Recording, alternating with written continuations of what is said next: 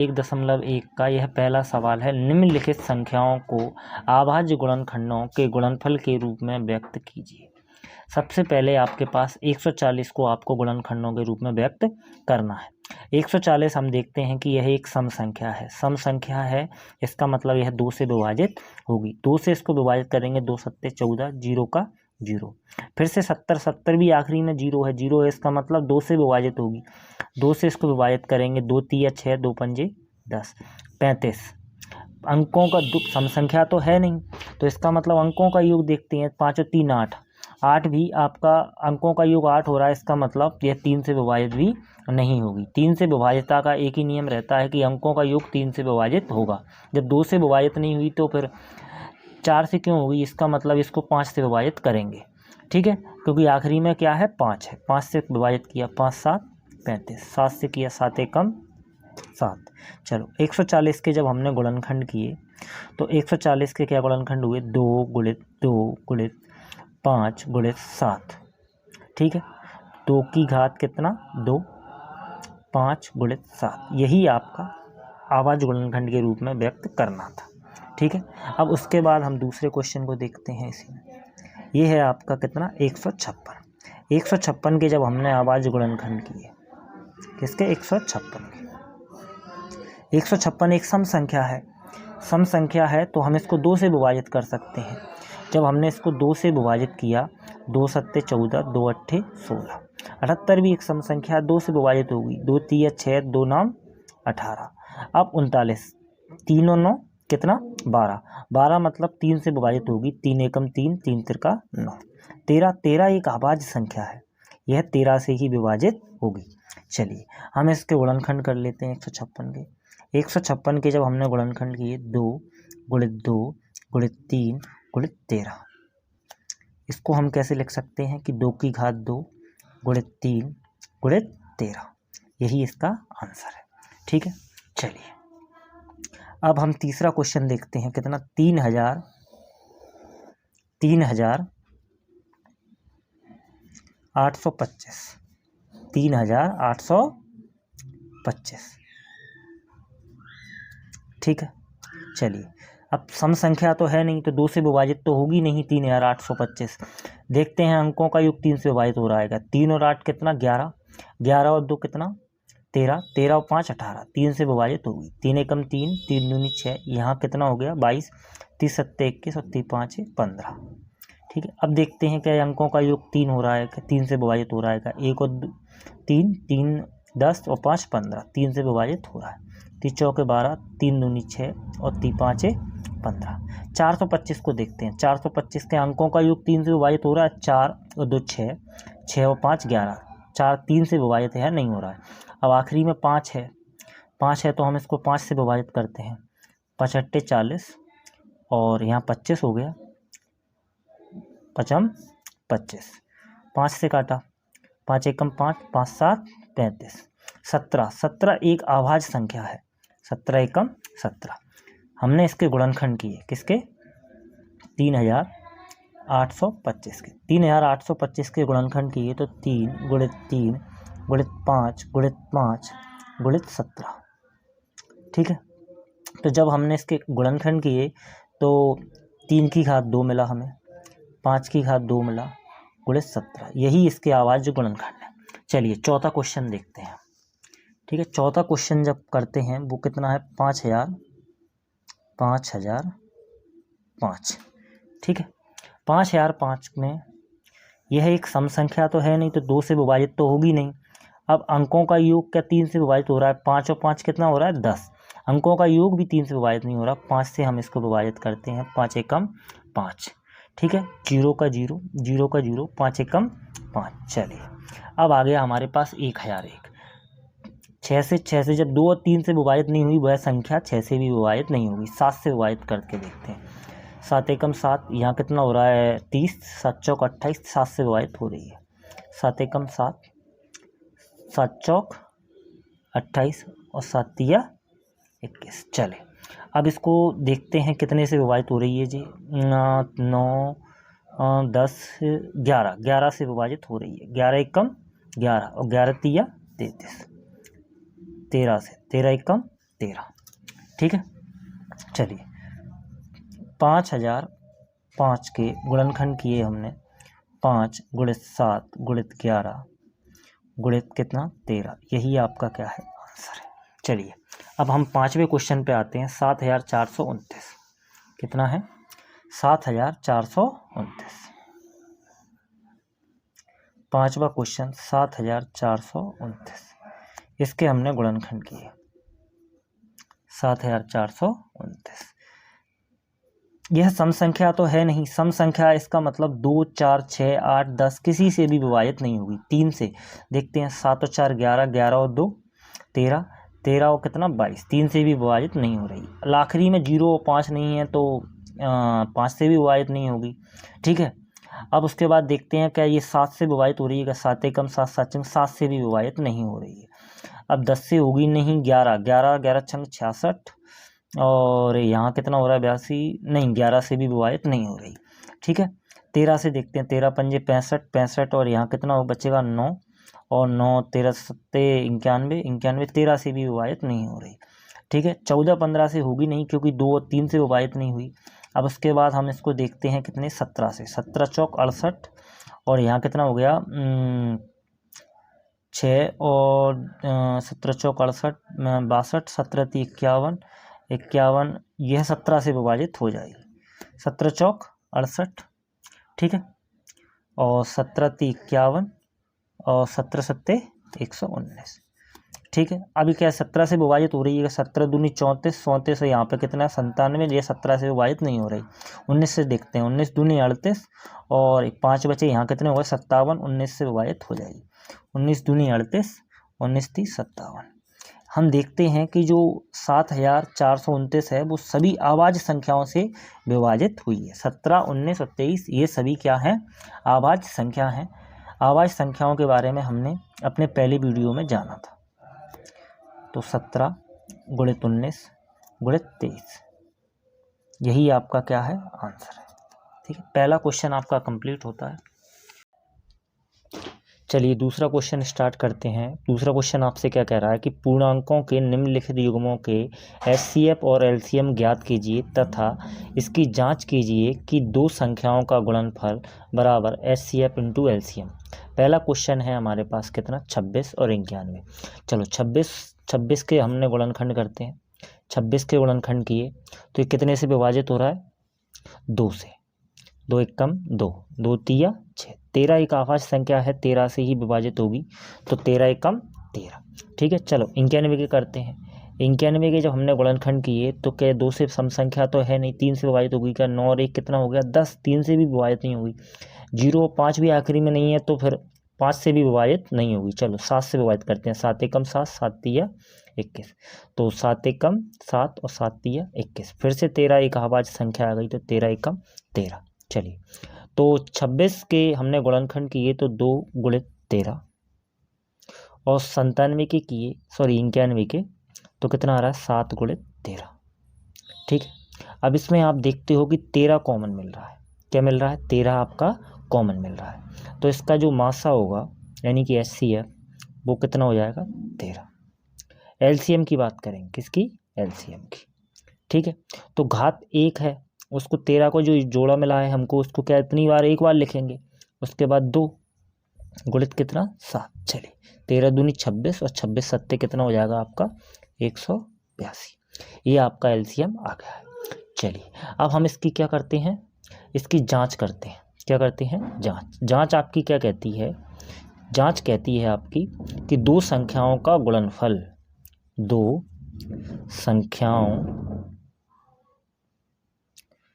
संख्याओं का गुणनफल बराबर एचसीएफ इंटू एलसीएम। ठीक है, चलिए तो आपका जो एचसीएफ आया, संख्याएं कौन कौन सी हैं 26 और कितना 91। एचसीएफ कितना आया आपका 13 और एलसीएम कितना आया 182। ठीक है, चलिए अब 13 और 82 का हम गुणा करके देखते हैं।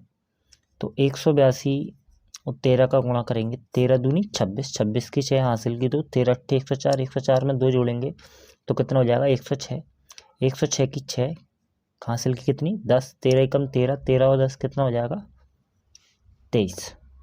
आपका आ गया जी 2366। ठीक है, एलसीएम और एचसीएफ का गुणनफल क्या है हमारे पास 2366। अब इन दोनों का गुणा करते हैं, तो 26 का गुणा करेंगे कितने से 91 से। ठीक है, चलिए 6, 1 का गुणा 2 में करेंगे 2, 9 चौक 9 छक 54, 54 की 4 हासिल की 5, 9 दूनी 18, 18 और 5 कितना हो जाएगा 23। ये भी आपके पास कितना आया 2366। इसका मतलब ये हुआ कि हमारा जो RHS है, क्या RHS और LHS दोनों बराबर आ गए, तो इसका मतलब हमारा उत्तर सही है। यदि ये बराबर नहीं आते तो समझ लेना कि हमने कहीं पर HCF और LCM लेने में कोई गलती की है। चलिए दूसरे क्वेश्चन पे आते हैं। दूसरा क्वेश्चन आपका क्या कह रहा है 510 कितना है 510 और 92, इन दोनों का आपको गुणनखंड करना है।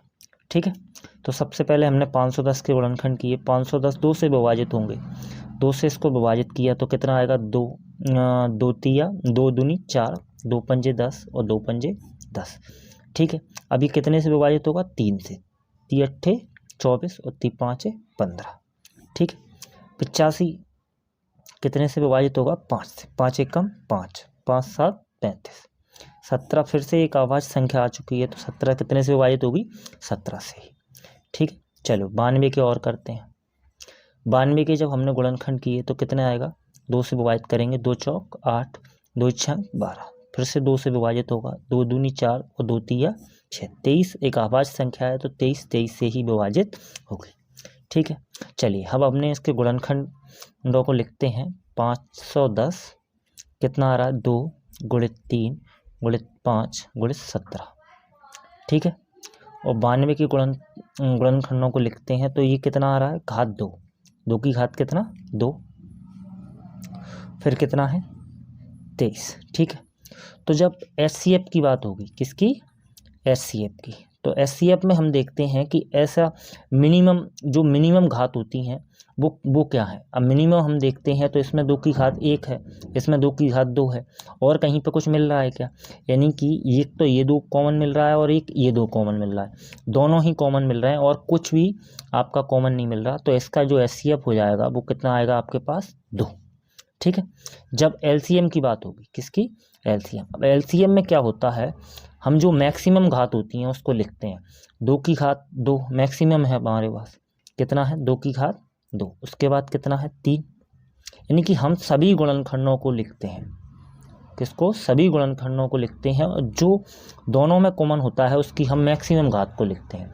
तो मैक्सिमम घात कितनी है 2, चलिए गुणा करते हैं। 2 दूनी 4 और 4 ती 12, 12 पंजे 60, 60 का गुणा किया कितने में 17 में, 60 का गुणा किया 17 में, 17 का गुणा 0 में किया 0 और 17 छंग 102। ठीक है, अब 23 का गुणा करके और देखते हैं, आखिरी में कितना 23 है तो 23 का गुणा करते हैं। 23 का गुणा 0 में करेंगे 0, 3 का गुणा, ठीक है, 3 का गुणा 2 में करेंगे 3 दूनी 6, 3 का गुणा 0 में करेंगे 0 और 3 एकम 3, 2 का गुणा 0 में किया 0, 2 का गुणा 2 में किया 4, 2 का गुणा 0 में करेंगे 0 और 2 एकम 2, चलिए 0 6 4 3 और 2, 23,460 आपके पास इसका LCM आ चुका है। ठीक है, चलिए अब हम इसकी जांच कर लेते हैं। क्या कर लेते हैं, इसकी जांच कर लेते हैं। चलिए जांच करते हैं। तो जांच आपकी क्या कहती है, जांच आपकी कहती है कि दो संख्याओं का गुणनफल, दो संख्याओं का गुणनफल बराबर HCF इंटू LCM। ठीक है, चलिए इसका LCM जो HCF था वो हमारे पास कितना आया था, 2 आया था, और जो हमारे पास जो इसका LCM आया था वो आया था आपका कितना, 23,460। और संख्याएं क्या क्या थी, एक तो 510 थी और एक कितनी थी, 92।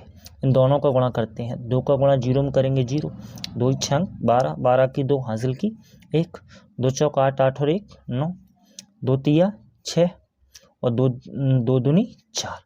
ठीक है, 46,920 हमारे पास इसका गुणनफल आ गया। अब आप ये गुणा आपको करना है, ये और ये क्या है, जो राइट हैंड साइड और लेफ्ट हैंड साइड दोनों की कैसी आएगी, समान आएगी। तो इसको मैं ऐसे ही लिख देता हूँ, गुणा करके आपको देखना है। चलिए, आपका दूसरा क्वेश्चन समाप्त हो चुका है, तो हम इसको लिख सकते हैं कि LHS बराबर क्या, RHS। ठीक है, चलिए तीसरे क्वेश्चन पे आते हैं। तीसरा क्वेश्चन आपसे क्या कह रहा है, तीसरा क्वेश्चन में 2 संख्याएं दी हैं, 336 और 54। ठीक है, तो 336 के हमने गुणनखंड करते हैं, 336 और इधर कितना है आपका 54 है।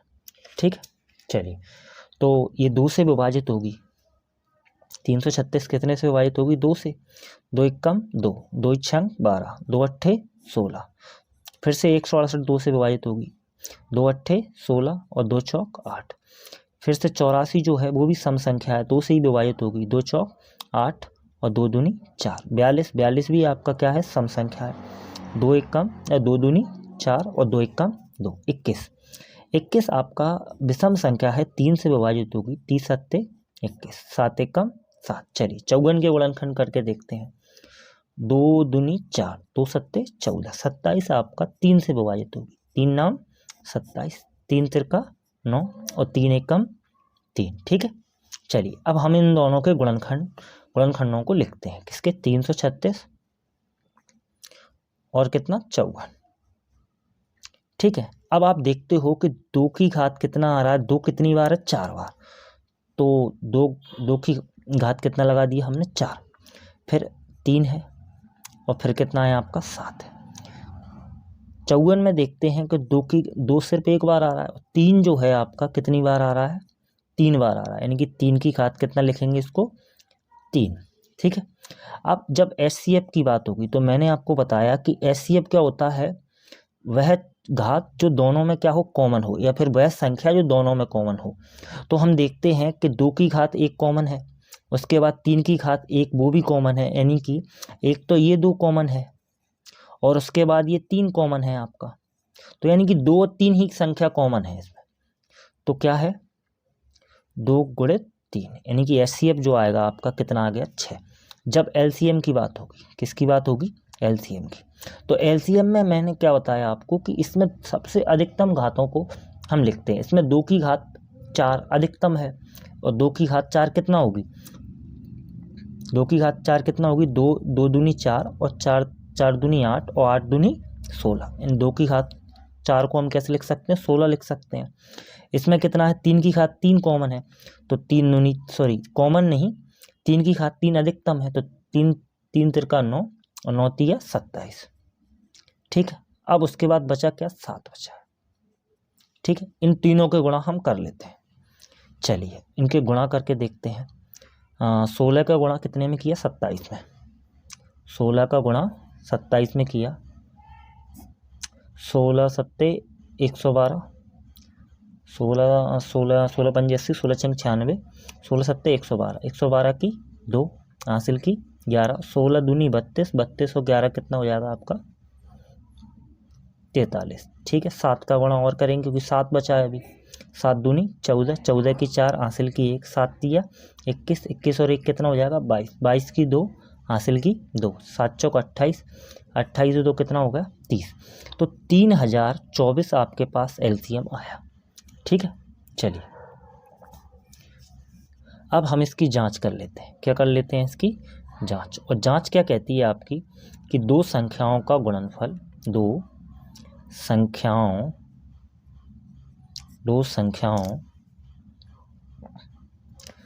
संख्याओं का गुणनफल बराबर HCF इंटू LCM। ठीक है, दो संख्याएं कौन कौन सी थी हमारे पास, एक तो 336 थी और एक थी कितना 54। ठीक है, HCF कितना आया हमारे पास 6, कितना आया 6, और जो LCM था वो आया हमारे पास 3024। ठीक है, चलिए अब इनके गुणा करके देखते हैं। 6 का गुणा 6 चौक 24, 24 की 4 हासिल की 2, 6 दूनी 12, 12 और 2 कितना 14, 14 की 4 हासिल की 1।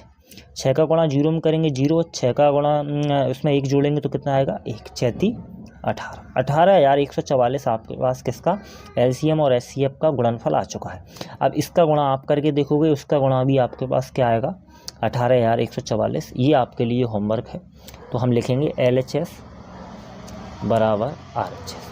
अगर ये आपका बराबर नहीं आया तो इसका मतलब समझ लेना कि हमने LCM और HCF को निकालने में कहीं पर कोई गलती की।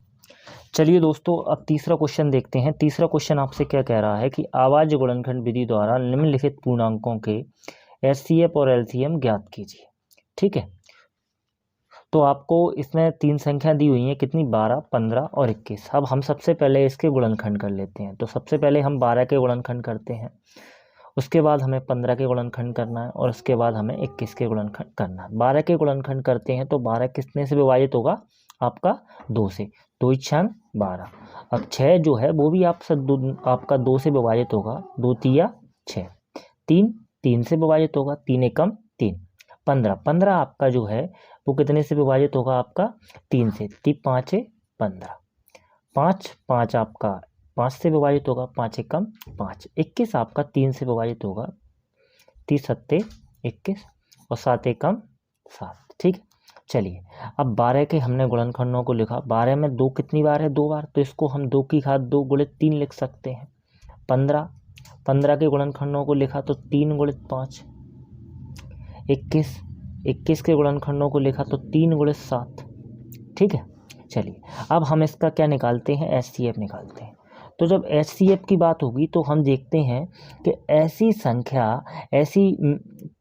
ऐसी संख्या जो तीनों में कॉमन हो। तो आप देख रहे हो उसमें कि 3 जो है वही तीनों में कॉमन आ रहा है और कोई भी इसमें कॉमन नहीं आ रहा, तो आपका HCF कितना हो जाएगा 3। या फिर मैं आपसे कहूँ कि HCF में क्या है, हम मिनिमम घातों को देखते हैं। तो आप देखते हो 2 नीचे कहीं पर भी नहीं है, 3 जो है इसमें भी है, इसमें भी है। ठीक है, तो यानी कि 3 की घात 1 इन सभी में कॉमन है।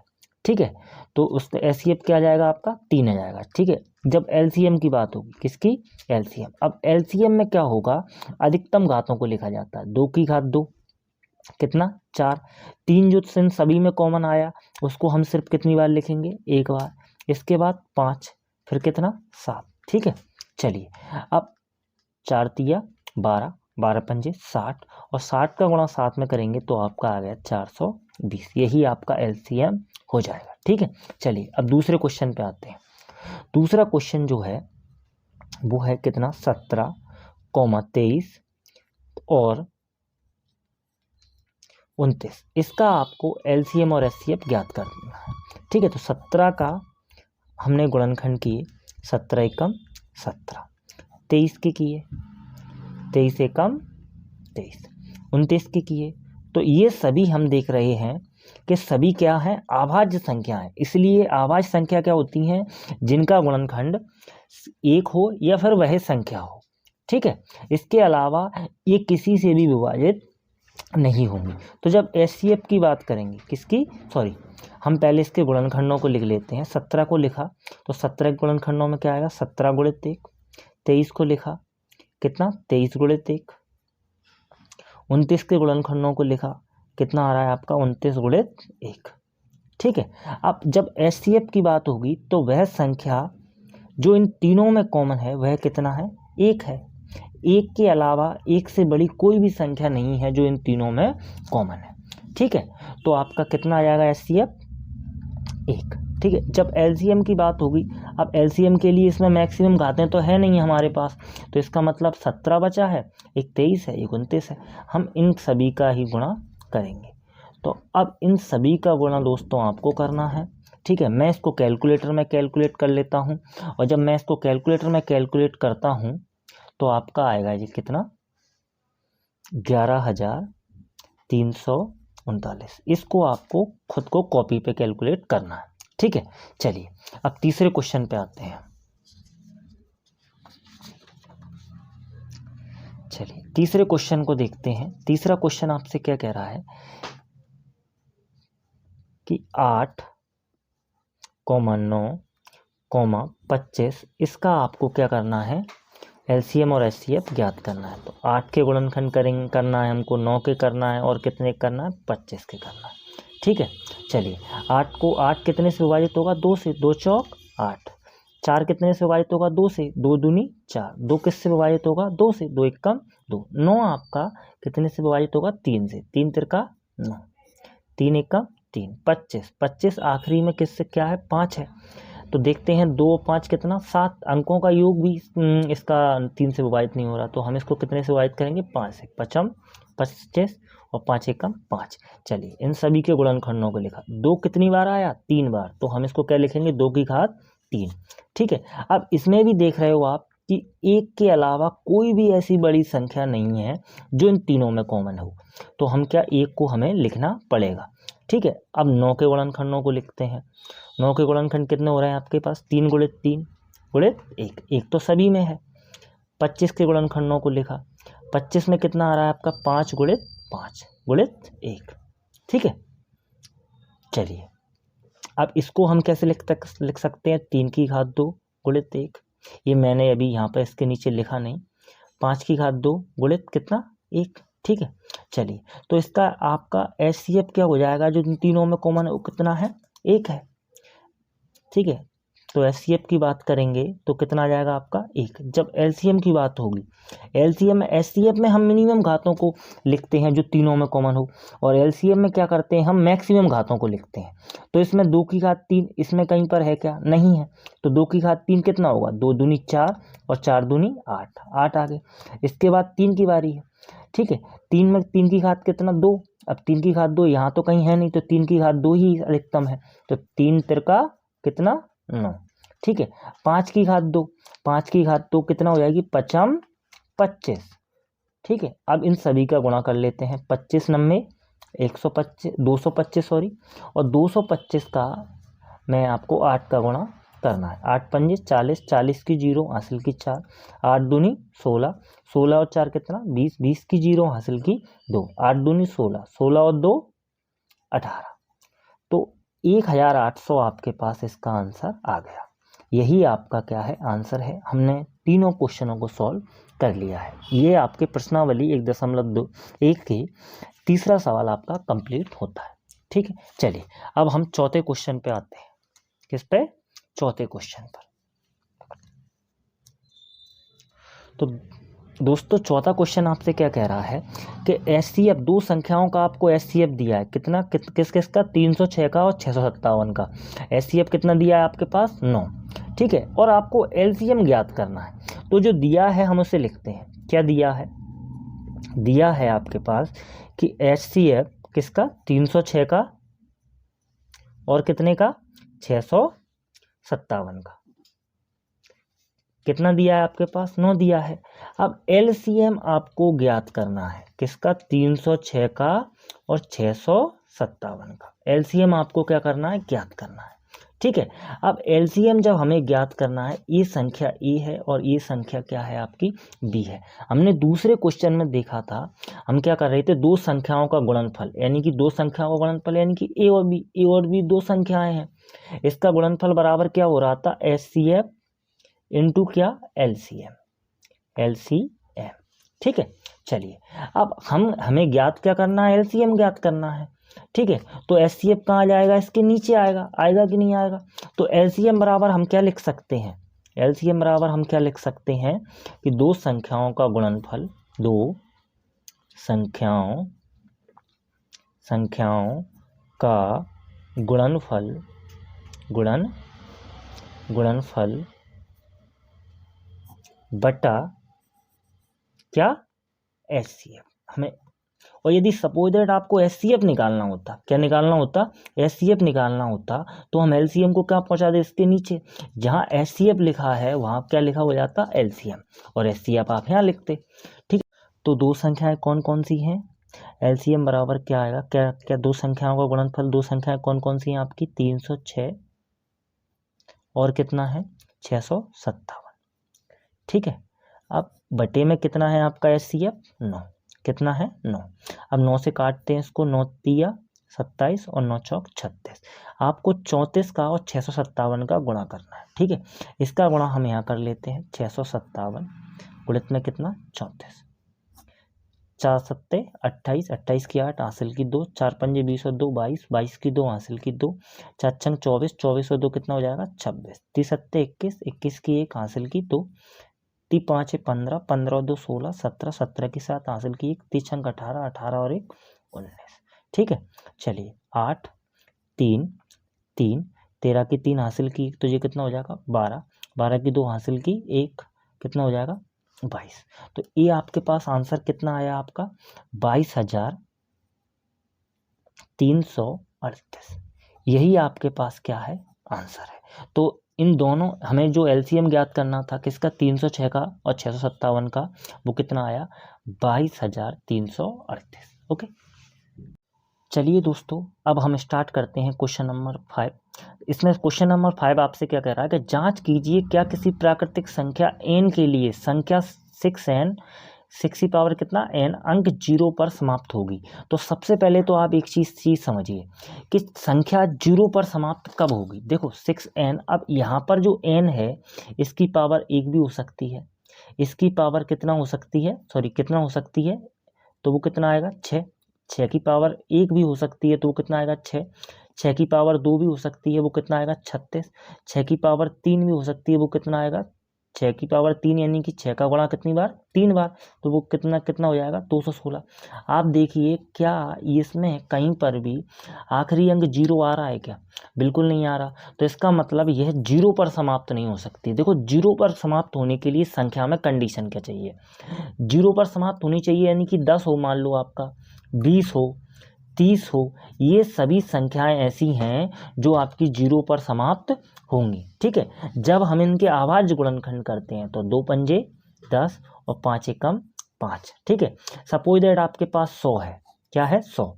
अब 100 में हम इसके अभाज्य गुणनखंड करेंगे तो कितनी बार जा रहा है? 50 बार कट रहा है। उसके बाद कितनी बार कट रहा है? 25 बार कट रहा है। फिर कितनी बार कट रहा है? 5 25 और 5 एकम 5। तो आप देख सकते हो कोई भी संख्या यदि 0 पर खत्म होगी तो उसके अभाज्य गुणनखंडों में कम से कम 2 और 5 एक बार जरूर आएगा। ठीक है, और इसमें जब 6 की पावर n में क्या आपका आखिरी का अंक 0 आ रहा था? बिल्कुल नहीं आ रहा था। इसका मतलब यह समाप्त नहीं होगी। तो इसी को हमें प्रूव करना है। ठीक है, चलिए हम लिखते हैं। क्या लिखना है हमको? यदि कोई संख्या, अभी हमने इसको ज्ञात किया ना, यदि कोई संख्या शून्य पर क्या? शून्य पर समाप्त होना चाहती है, शून्य पर समाप्त होना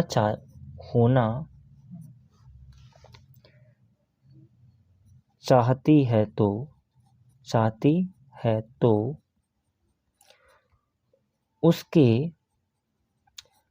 अभाज्य गुणनखंडों में, किसमें? अभाज्य गुणनखंडों में, गुणनखंड में कम से कम एक बार, कितनी बार? एक बार। अभी हमने देखा ना कि 0 से कोई भी संख्या समाप्त होगी तो उसमें शुरुआत में उसका गुणनखंड 2 रहेगा, उसके बाद आखिरी गुणनखंड कितना रहेगा? 5। तो कम से कम एक बार 2 या 5 आना चाहिए। क्या आना चाहिए? ठीक है, लेकिन हम जब 6 के गुणनखंड करते हैं तो 6 के गुणनखंड कितने हो रहे हैं? 2 गुणित 3। अब इसमें 2 तो आ रहा है लेकिन आपका 5 नहीं आ रहा, तो हम कैसे लिखेंगे? चूंकि 6 का गुणनखंड करने पर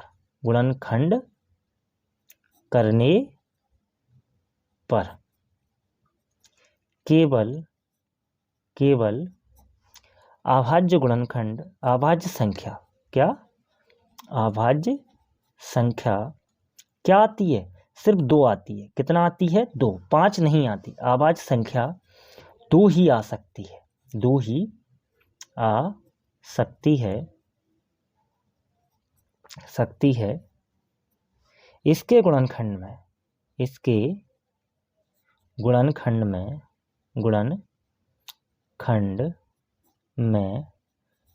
5 नहीं है। क्या नहीं है? 2 है लेकिन क्या है? 5 नहीं है। अर्थात यह कभी भी 0 पर समाप्त नहीं होगी। क्या? 0 पर समाप्त नहीं होगी। किसी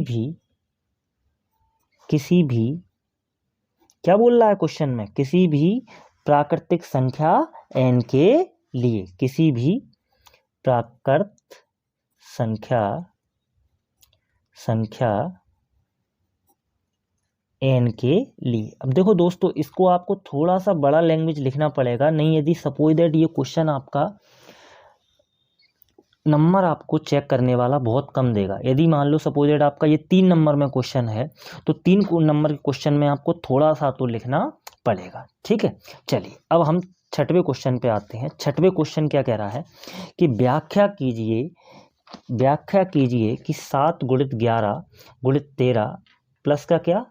प्लस 13 और 7 गुणित 6 गुणित 5 गुणित 4 गुणित 3 गुणित 2 गुणित 1 प्लस 5 भाज्य संख्या है। अब देखो भाज्य संख्या तो ये है, लेकिन हमको क्या है? भाज्य संख्या क्यों है ये आपको बताना है। ठीक है, तो सबसे पहले तो हम ये देख लेते हैं कि भाज्य और अभाज्य संख्याएं होती क्या क्या है।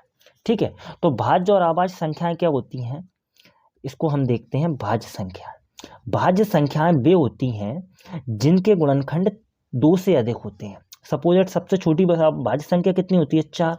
4 के गुणनखंड कितना होता है? 1, मतलब 1 का भी भाग जाता है, 2 का भी जाता है और 4 का भी जाता है। उसके बाद 6 के गुणनखंड कितना? 1, 2, 3 और कितना? 6। ठीक है, तो ये आपके गुणनखंड हो गए किसके? भाज्य संख्याओं के। यानी कि भाज्य संख्याएं क्या होती हैं? जिसके गुणनखंड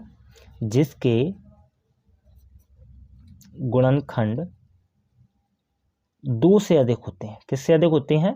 2 से अधिक होते हैं। ठीक है, अब अभाज्य संख्याएं क्या होती हैं? अभाज्य संख्या, सबसे छोटी अभाज्य संख्या कितनी है? 2।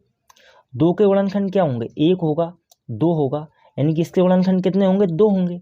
3 आपका अभाज्य संख्या नहीं रहती सबसे छोटी, क्योंकि 3 का गुणनखंड सिर्फ कितना होता? सॉरी, 1 नहीं रहती, क्योंकि 1 का गुणनखंड सिर्फ 1 रहता है। 3 आपका क्या है? अभाज्य संख्या। 3 के गुणनखंड कितने रहेंगे? 1 और 3। 5 के कितने रहते हैं? 1 और 5। यहाँ से हमें एक चीज समझ में आ रही है कि अभाज्य संख्याएं वे संख्या हैं जिनके गुणनखंड सिर्फ 2 होंगे, ना 2 से कम होंगे और ना 2 से अधिक होंगे। तो अभाज्य संख्या क्या होंगी? जिनके गुणनखंड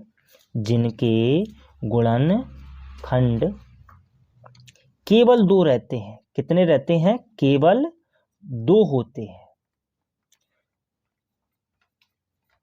तो हमें क्या चीज समझ में आई कि अभाज्य संख्याएं उन संख्याओं को कहते हैं जिसके गुणनखंडों की संख्या केवल 2 होती है, और भाज्य संख्या किसको कहते हैं? जिसके गुणनखंड 2 से अधिक रहते हैं, मतलब 3 या 3 से अधिक। ठीक है, चलिए अब इस क्वेश्चन को हम डिस्कस कर लेते हैं।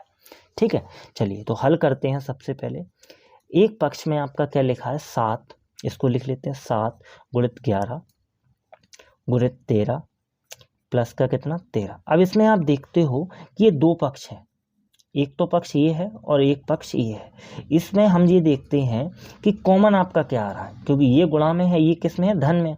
तो जब इसका कॉमन लेते हैं तो आप देखते हो कि 13 इसमें भी कॉमन है और इसमें भी कॉमन है, तो दोनों में कॉमन क्या आ रहा है? 13। अंदर क्या बचा आपका? 7 बचा, 11 बचा। ठीक है, फिर अब जो 13 जो कॉमन लिया तो यहाँ पे हम कितना लिख सकते हैं? प्लस का 1। अब देख लीजिए, आप जब इसको निकालेंगे बाहर तो ये 13 यहाँ पे इंटू हो जाएगा, और 13 का गुणा 1 में करेंगे तो क्या आएगा आपका? 13। ठीक है, 13 आपका कॉमन आ गया। 11 7 कितना हो गया? 77, और प्लस का कितना? 1। ये जो 77 और इसको हम दोनों को प्लस करते हैं तो आपका कितना आ गया? 78। ठीक है। तो अभी हमने क्या देखा था कि भाज्य संख्याएं क्या होती हैं, जिनके गुणनखंड कितने रहते हैं, 3, 2 यानी कि 2 से अधिक, 3 या 3 से अधिक। ठीक है। तो आप देख सकते हो कि 78 को हम इसमें 1 का गुणा कर सकते हैं। अब ये इन तीनों का गुणा करके जो भी संख्या आई उसके गुणनखंड क्या हो जाएंगे, आपके 2 हो जाएंगे, एक आपका 13 हो जाएगा, और 78 भी एक भाज्य संख्या है तो इसके भी कई गुणनखंड है। तो क्या मतलब हुआ इसका, मतलब इस संख्या के, कैसे लिखेंगे हम इसे, इस संख्या के 2 से अधिक गुणनखंड है, 2 से अधिक अभाज्य गुणनखंड है। अतः यह क्या, कौन सी संख्या है, भाज्य संख्या है। कौन सी संख्या है, भाज्य संख्या है। ठीक है। चलिए अब दूसरे पार्ट को इसको सॉल्व कर लेते हैं हम। दूसरा पार्ट आपसे क्या कह रहा है कि 7 गुणित 6 गुणित 5 गुणित 4 गुणा 3 गुणा 2 गुणा 1 और प्लस का क्या है आपके पास 5। अब आप देखते हो कि इसमें एक पक्ष तो आपका ये बन रहा है और एक पक्ष क्या बन रहा है, ये। अब इस पक्ष में और इस पक्ष में क्या कॉमन है, आपका 5 कॉमन है, तो 5 को हम बाहर लिख लेते हैं। ठीक है। अंदर क्या बचेगा, 7 बचेगा, 6 बचेगा, फिर आपका 4 बचेगा, फिर आपका 3 बचेगा, फिर आपका क्या बचेगा 2। ठीक है। अब 1 को लिखने से कोई फायदा नहीं है और अंदर 5 में जब कॉमन ले लिया तो यहाँ पे कितना आएगा, 1। ठीक है। चलिए अब हम इसको सॉल्व करते हैं। यहाँ 5 है, 7 का इन सभी का गुणा करते हैं। ठीक है। 2 का गुणा 3 में किया, 2 3 6 और 6 चौक 24, 24 छंक कितना हो जाएगा आपका, 24 का गुणा 6 में किया तो हो जाएगा 24 छंक 144। अब 144 का जब हम 7 में गुणा करेंगे तो आपका आएगा 1008। ठीक है। कितना आएगा, 1008, और यहाँ प्लस का कितना है, 1 है। अब 5 का गुणा 1008 और 1 को जोड़ेंगे तो कितना आएगा आपका 1009। 1009 को हम गुणित में 1 और लिख सकते हैं, ये तो सभी संख्याओं के साथ लिख सकते हैं। अब इसके इस संख्या के गुणनफल से जो भी संख्या बनी उसके गुणनखंड कितने होंगे, 1 होगा, 1009 होगा और आपका 5 होगा। ठीक है। तो इसका मतलब क्या हुआ कि इस संख्या के किस तरीके से लिखेंगे इसको, इस संख्या के 2 से अधिक गुणनखंड, 2 से अधिक अभाज्य गुणनखंड है। अतः यह कौन सी संख्या है, अतः यह भाज्य संख्या है। कौन सी संख्या है, भाज्य संख्या। बस इतना सा आपको लिखना है। ठीक है। चलिए अब हम, ये आपके पास 6वां क्वेश्चन आपका खत्म हो चुका है। अब इसके पास आता है कितना, 7वें नंबर का क्वेश्चन। ठीक है। चलिए 7वें क्वेश्चन को देखते हैं। 7वें नंबर के क्वेश्चन को स्टार्ट करते हैं। ठीक है। चलिए 7वें नंबर क्वेश्चन क्या कह रहा है कि किसी खेल के मैदान के चारों ओर एक वृत्ताकार पथ है। कोई खेल का मैदान है, उसके चारों ओर क्या है, एक वृत्ताकार पथ है। किस तरीके से, इस तरीके से। ठीक है। इस मैदान के एक चक्कर लगाने में सोनिया को 18 मिनट लगते हैं। सोनिया को कितने लग रहे हैं, 18 मिनट लगते हैं, जबकि इसी मैदान का एक चक्कर लगाने में रवि को 12 मिनट का समय लगता है। मान लीजिए वे दोनों एक ही स्थान पर समय चलना प्रारंभ करके एक ही दिशा में चलते हैं। मान लो कि ये इधर को चल रहे हैं ना आपके, तो वो इस साइड को ही सोनिया जा रही है और इस साइड को ही क्या जा रहा है, रवि जा रहा है। ठीक है। कितने समय बाद ये पुनः प्रारंभिक स्थान पर मिलेंगे। ठीक है। तो इस क्वेश्चन को हमें सॉल्व करना है। ठीक है। तो चलो इस क्वेश्चन को करने से पहले हम थोड़ा सा इसको समझ लेते हैं। ये आपके पास वृत्ताकार मैदान है, यहाँ पर सोनिया खड़ी है, क्या खड़ी है, सोनिया, और यहीं पर आपका रवि है। यहीं आपका कौन है, रवि है।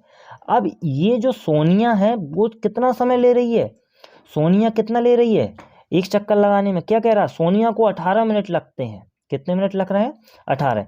जबकि इसी मैदान का चक्कर लगाने के लिए रवि को 12 मिनट का समय लग रहा है। कितने का मिनट का समय लग रहा है। अब आप एक बात बताओ कि जब सोनिया दोबारा 18 पर चक्कर लगा के आएगी, ठीक है, तो रवि उस चक्कर को कितने मिनट पूरा कर रहा है, 12 में।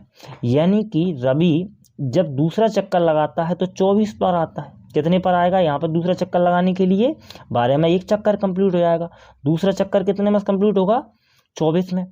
तीसरा चक्कर कितने में कंप्लीट होगा? 36 में। और आप देखते हो कि सोनिया ले रही है 18 मिनट। अब 18 मिनट में सोनिया का एक चक्कर लगता है, उसके बाद सोनिया दूसरा में लगाती है, तो दूसरा चक्कर में सोनिया 36 मिनट के बाद उसी स्थान पर दोनों मिल जाएंगे। क्यों? क्योंकि सोनिया का दूसरा चक्कर भी 18 मिनट में 36 में पूरा होगा और रवि का तीसरा चक्कर भी कितने में पूरा होगा? 36 में पूरा होगा। ठीक है, अब इसी को हम देख लेते हैं। चलिए, तो सबसे पहले हम क्या लिखते हैं कि सोनिया द्वारा, किसके द्वारा? सोनिया के द्वारा एक चक्कर में लिया गया समय वो कितना है आपके पास? 18 मिनट। कितना है? 18 मिनट। ठीक है। तथा रवि के द्वारा लिया गया समय, मैं इसको क्या है ऐसे ही लिख देता हूं, रवि के द्वारा एक चक्कर में लिया गया समय कितना है? 12। अब हम क्या करते हैं, देखो सबसे पहले तो एलसीएम की ज़रूरत हमें क्यों पड़ती है? एलसीएम का मतलब होता है लीस्ट कॉमन मल्टीप्लायर, मतलब वह छोटी सी छोटा गुणज पहाड़ा। मल्टीप्लायर का मतलब क्या होता है? गुणज का मतलब पहाड़ा, जो इन दोनों में कॉमन हो। तो आप देखते हो कि 12 दूनी 24 और 12 ती 36 और 18 दूनी 36। तो 36 एक ऐसी संख्या है जो इन दोनों में क्या है? ऐसा पहाड़ा है जो इन दोनों में कॉमन है। ठीक है, सबसे पहले आता है। क्या आता है? सबसे पहले आता है। ठीक है, तो हम क्या करते हैं, अब इनका 18 का और 12 का क्या ज्ञात करते हैं? एलसीएम ज्ञात करते हैं। 12 का एलसीएम लेने पर, ठीक है, 18 के गुणनखंड किए तो आपके पास दो नाम 18, 9 किससे विभाजित होगा? 3 से, 3 त्रिका 9 और 3 एकम 3। ठीक है, चलिए अब उसके बाद हमने 12 का गुणनखंड लिए। 12 के 2 छंक 12 और 2 तिया 6 और 3 एकम 3। ठीक है, चलिए 18 के गुणनखंडों को लिखते हैं। 18 के गुणनखंडों में 2 कितनी बार है? 1 बार। और 3 कितना बार है? 2 बार। तो हम क्या लिखेंगे इसको? 3 की घात 2। 12 के गुणनखंडों में 2 कितनी बार है? 2 बार। और 3 कितनी बार है? 1 बार। अब हमें पता है कि जो एलसीएम में हम क्या लिखते हैं? अधिकतम घातों को लिखते हैं। अधिकतम घात 2 की कितनी है? 2। तो यानी कि 2 की घात 2। ठीक है, और इसमें 3 की अधिकतम घात कितनी है? 2। ठीक है, तो 2 दूनी कितना हो जाएगा? 4 और 3 तिरका कितना हो जाएगा? 9, 36। ठीक है, तो जो एलसीएम आया वही वो संख्या है जिस पर ये दोनों पुनः उसी स्थान पर मिलेंगे। ठीक है, तो चलो इसको हम लिख लेते हैं। अतः 36 मिनट बाद, कितने मिनट बाद? 36 मिनट बाद वे दोनों पुनः प्रारंभिक स्थान पर मिलेंगे। ठीक है, चलिए